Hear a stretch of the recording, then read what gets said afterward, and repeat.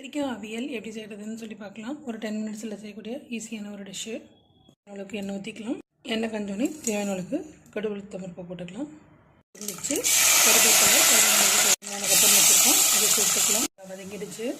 இப்போது கட் பண்ணி வச்சுருக்கேன் கத்திரிக்காவை ஆட் பண்ணிக்கலாம். நான் வந்து க்ரீன் கலர் கத்திரிக்காவை வாங்கியிருக்கேன். உங்களுக்கு எது பிடிக்குமோ வாங்கிடுவாங்க. பட் இது வந்து ரொம்ப டேஸ்டியாக சூப்பராக இருக்கும். ட்ரை பண்ணி பாருங்கள்.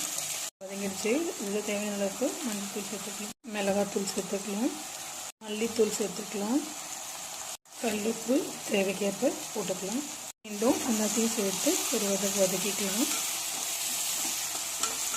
தேவையான அளவு தக்காளி சேர்த்துக்கலாம். நான் வந்து 3 பெரிய வெங்காயம் 3 தக்காளி சேர்த்துருக்கேன். தேவையான அளவுக்கு தண்ணி விட்டுக்கலாம். ஒரு 5 மினிட்ஸ் நல்லா தண்ணியோடு சேர்ந்து இந்த காய் நல்லா கொதிச்சு செஞ்சோன்னு தேங்காய் திருவிட்டு படிப்பாக ஆல்மோஸ்ட் எல்லாமே கம்ப்ளீட்டாக ரெடி ஆகிடுச்சு.